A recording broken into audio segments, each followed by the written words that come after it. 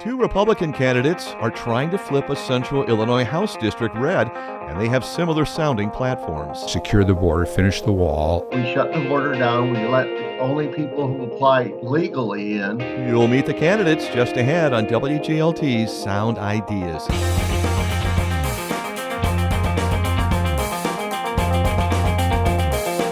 Good evening, I'm John Norton. Also on today's show, a retired TV reporter from Normal is on the case of a serial killer from 3 decades ago. That would be a thrill for me to know that I had helped these people that have given their lives to solve this case. And this year's TEDx event in Normal focuses on making change and how technology is leading the way. Bloomington Normal really is in the middle of a lot of change. Those stories follow a Bloomington Normal news update, which is just ahead. This is Sound Ideas on 89.1 WGLT and WGLT.org, part of the NPR network.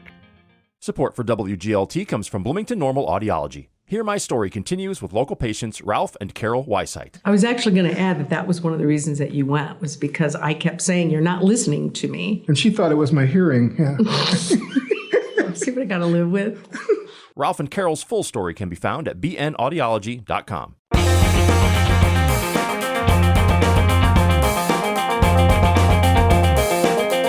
From the campus of Illinois State University in Normal, this is WGLT's news magazine, Sound Ideas.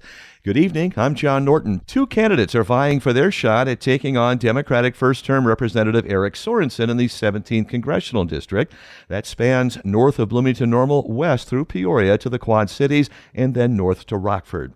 WGLT's Lindsay Jones has more on the 2 Republicans running in the March 19th primary. There are some ways in which it's difficult to tell Scott Crowell and Joe McGraw apart as candidates. They're both retirement-age men, they're both Republicans, and their political platforms frequently overlap. Take, for instance, their stances on immigration at the U.S.'s southern border. As is typical for Republicans, both candidates are touting border security as among their main concerns for Illinois' 17th Congressional District. This is Joe McGraw's to-do list for the border if he were elected U.S. representative. Secure the border, finish the wall, and return to the Trump-era policies of remain in Mexico and do the vetting of those seeking asylum while they're in Mexico. And this is Scott Crowell's. We shut the border down. We let only people who apply legally in, and we don't just have the border running rapid. If it takes deploying the National Guard or whatever, that's what we need to do. The overlaps continue into other policy positions. Green energy, for instance, is of particular importance to the 17th District, given EV manufacturer Rivian's presence in Normal. Crowell and McGraw didn't say much when asked about green energy. Instead, they both pivoted to energy independence. So when asked about their priorities, they both say they're disappointed with the Biden administration stances on offshore drilling. The number of permits issued for offshore wells and drilling has hit a record low under this administration. Joe McGraw frequently points back to the Trump administration for reference. We have to go back to obtaining and exporting petroleum products the way we did under the previous administration. That's good for the economy, it's good for the country, it's good for national security. And Scott Crowell says he doesn't support any mandates regarding energy consumption, saying the market alone should decide. It isn't available today. We need to generate into it versus mandating it when we're not ready for it. The market will take care of itself if we let it take care of itself. When we mandate it, we're just asking for trouble. So where these candidates do diverge significantly lies in background and campaign finance. Joe McGraw spent 2 decades as a judge for the 17th Judicial Circuit. He was first appointed, then later elected judge in 2002, and that's part of where his law and order political platform comes into play. As a judge, I just retired in July and saw the consequences of Biden's open border policy in the last couple of years. In my courtroom, I saw the results of crimes being committed against Americans by illegals. I saw the impact on human trafficking at a human trafficking court. Scott Crowell, on the other hand, touts his complete outsider political status. He spent nearly 40 years working at the Quad Cities International Airport, first for Air Wisconsin, then for the airport itself. And while working at the airport, he was a workers' union member and eventually union president. He also farms 500 acres. Crowell believes that as both a farmer and a former union member, he'll have cross-party appeal to both Republicans and Democrats. I can take and identify with the Reagan voters, the Democrat Reagan voters. And that's what we need to get this district flipped over to the Republican Party, is somebody who can identify with those Reagan voters. It's been about 4 decades since Reagan was in office, so Crowell clarifies what he means by Reagan Democrats. They're the ones with the common sense that says, hey, the country's going in the wrong direction. We need to right it. And that's what happened when Ronald Reagan ran against Jimmy Carter. They saw the country out of control with inflation, bad deficits, and no jobs. Numbers show that the 17th congressional district is a competitive one. When incumbent Democrat Eric Sorensen won in 2022, he beat his Republican challenger Esther Joy King by just 4 percentage points. But whether either Republican turns the 17th into a swing district will depend on how successful their campaign is, which, for better or worse, depends at least partly on funding. And that perhaps is the biggest difference between McGraw and Crowell. According to data from the Federal Election Commission, McGraw is substantially more flush with cash than Crowell. As of December 31st, McGraw received nearly $250,000 in contributions.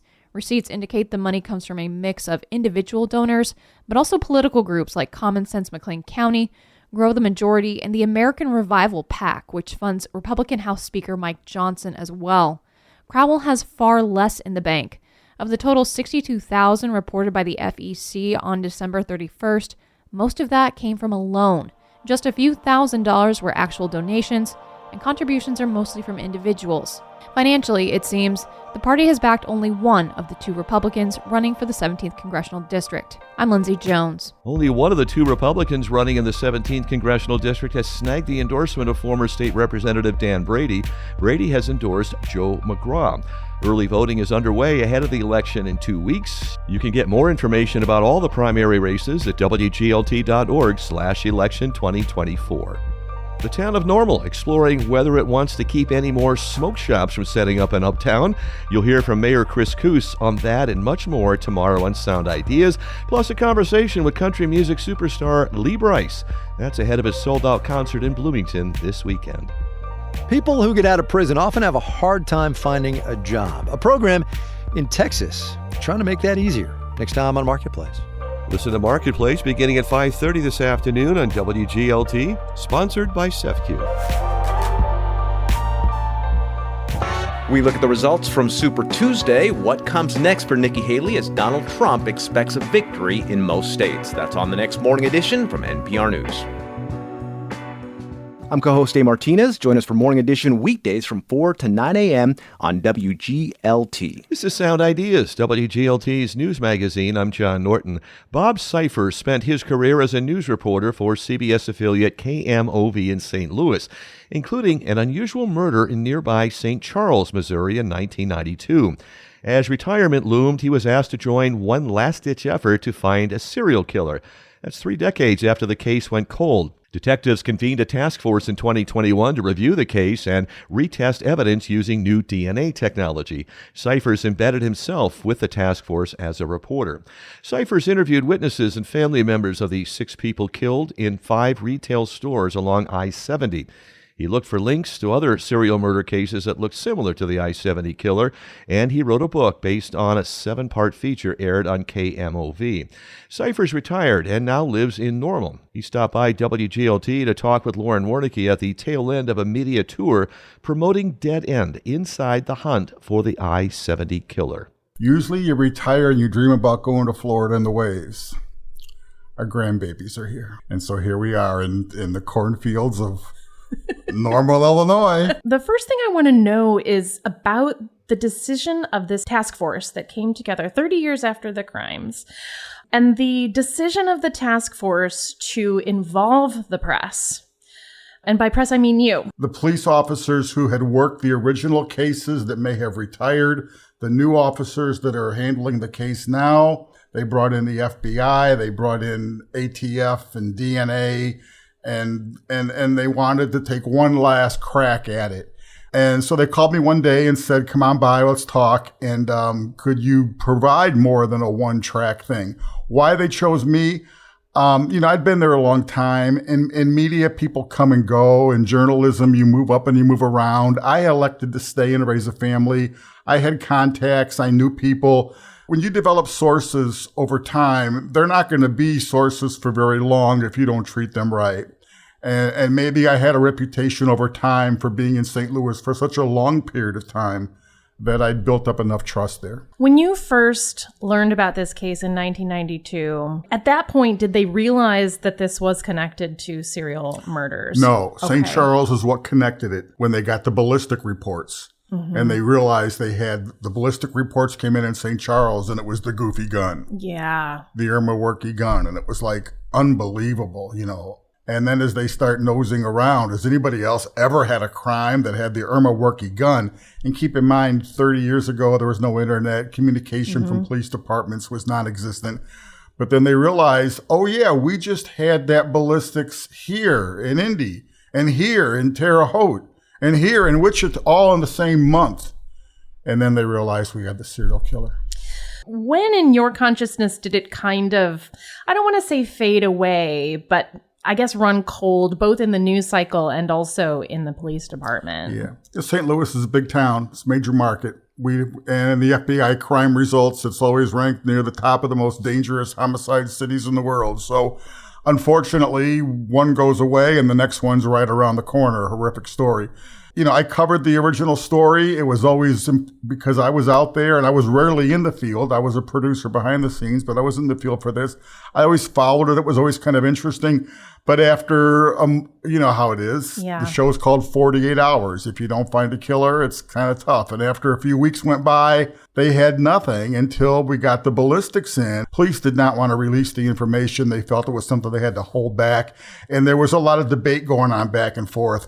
My bosses knew I had something about the case. They're pressuring me. I wasn't going to burn the police department and my sources by releasing it. At the same time, I was lobbying the police department that they had to get it out. And there was a lot of internal debate there. It wasn't because of me they did, but they finally decided to. And I think today they think it was a mistake. But but at the time, at least it stopped the killings. There are many things that are very unusual about this cold case. The bizarreness of his travel patterns, the selection of retail locations in broad daylight, congested areas, and also his method of killing. You mentioned the very unusual gun. This person appears to have walked in, shot these people in the back of the head, and walked out. Right. What did you learn from police about the nature of his crimes and his method of killing? It's the thrill of the kill for this guy, which is, I think, what scares random people more than anything. I mean, this was anybody, anywhere, at any store. The other thing that I think is really unusual about this particular case is when we hear about cold cases in the media, a lot of times you can point to reasons why they're cold, being about police misconduct, messing up the crime scene investigation. And from what you've written here, everything was handled with care, and the police did their jobs. They were talking to one another. Like, all the police were really working this case. A tremendous respect everywhere I'd been. I'll just give you a couple of examples. I'm traveling on a media tour for the book a couple of weeks ago, and I'm in one of the cities. And who pops up there at the police department while I'm there but Kelly Rhodes, who's handling the job in St. Charles now. Kelly has one job all day, this case. And you can argue on one hand, is that a good way to spend taxpayer money to pay somebody to work on the 30-year-old case?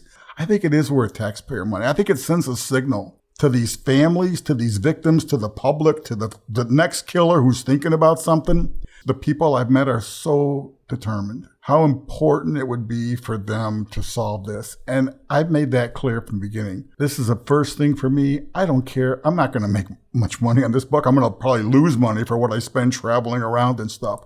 And the time I put into it, I'd make like a penny an hour. I could care less. To be able to possibly end my career by helping the police departments in some small way as the last thing left on this now with the task force done. That might be on bookshelves, that might be in libraries, that might get somebody to pick this book up that never heard of it, never read it, and sees the armor worky gun and knows somebody who had one, or sees something that might make sense. That would be a thrill for me to know that I had helped these people that have given their lives to solve this case. Police have identified a suspect who Cypher says is alive and well and living near one of the crime scenes. Dead End: Inside the Hunt for the I-70 Killer is available on Amazon and in bookstores nationwide. Bloomington Public Library will host author Bob Cyphers for a talk in July. Cyphers spoke with WGLT's Lauren Warnicki.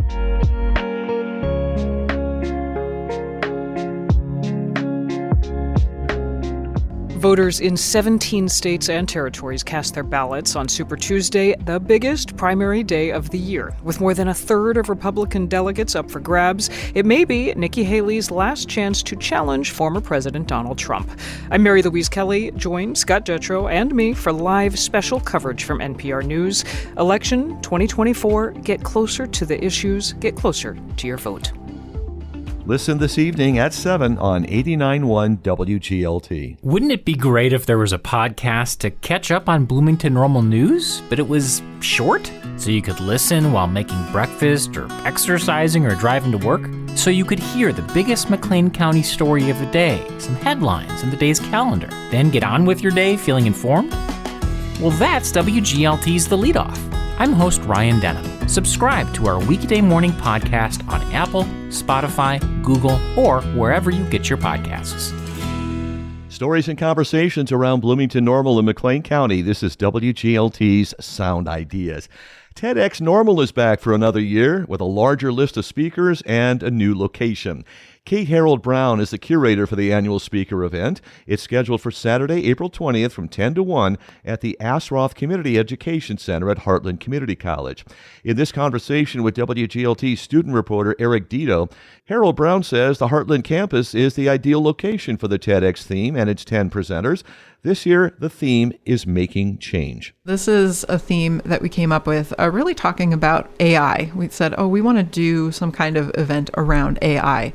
And there's so many things out there. And we thought, well, it's got to be more than AI. There has to be something else. And we talked about how the innovations that happen all the time are not just a one and done situation. They evolve over time. They're iterative.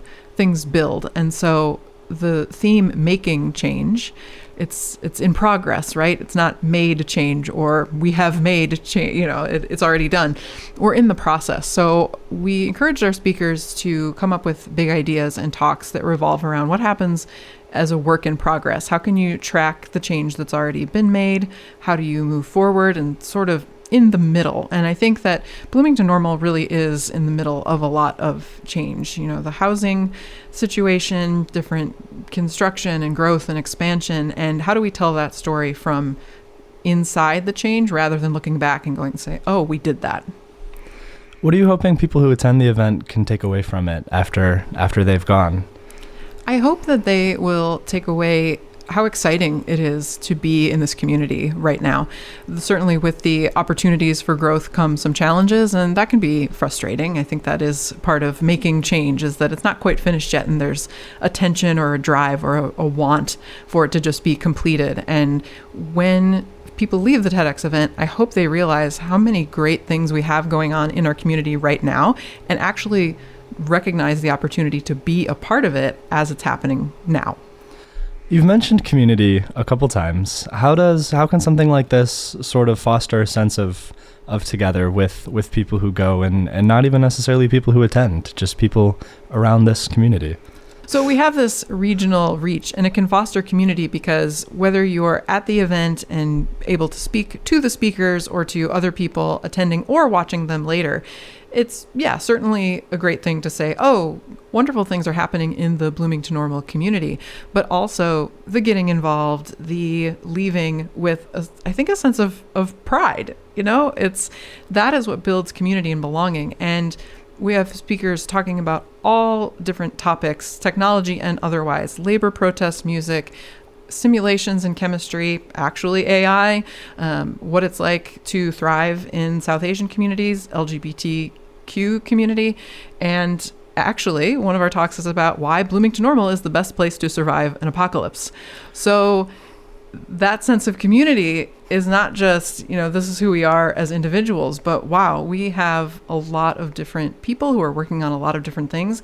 And that mix of interests and ideas is what I think builds that community. What kind of discussions are you hoping that these talks can kind of spark? I think the discussions around what makes Bloomington Normal a place not just to be, but to grow and thrive and make change. Like, what do you want this community to be, and how can you be an active part of it? I think those discussions are happening in lots of different parts of our community, but through the TEDx event, I hope we can bring everybody together and find the similarities of what's going on in those different places and how we can move forward together.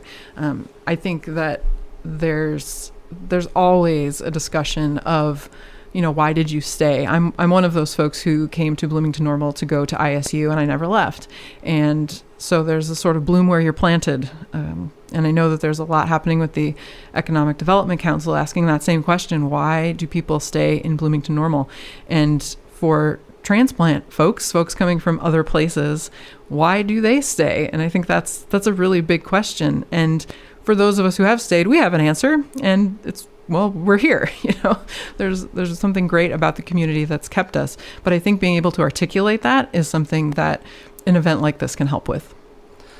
Can you tell me, just kind of in your words, what it means to challenge the ordinary, provoke thought, and drive transformative action? Wow, that is a big question. What does it mean to do those things? I think challenging any kind of status quo means being willing to stand out. There's a bravery and a courage, and I commend all of our speakers. I'm a former speaker myself, so I know what it takes to stand on that stage and share an idea that is unpopular or has never been heard of or just feels a little bit out of the ordinary. And it's a willingness to be seen and to know that there will be some people who disagree. And I do think the strength of that community is having people who will stand beside you, whether or not they agree with your idea, but to say this person is brave enough to share that. And so recognizing the challenge and the opportunity with going against the status quo is something that requires a community to do. Curator Kate Harold Brown says TEDx Normal would like to go beyond the TED Talks. Its volunteers would like to host workforce development workshops for things like resume writing and leadership training. You can see a list of speakers for the April 20th event at tedxnormal.net. Harold Brown spoke with WGLT student reporter Eric Dito. And that's Sound Ideas today, WGLT's news magazine, made possible in part by Bloomington Normal Audiology. I'm John Norton. Story help today from WGLT's Lindsay Jones and Lauren Warnicki, also student reporter Eric Dito. Our superstar student producer Ryan Toohey edits Sound Ideas. This is 89.1 WGLT and WGLT.org, part of the NPR network.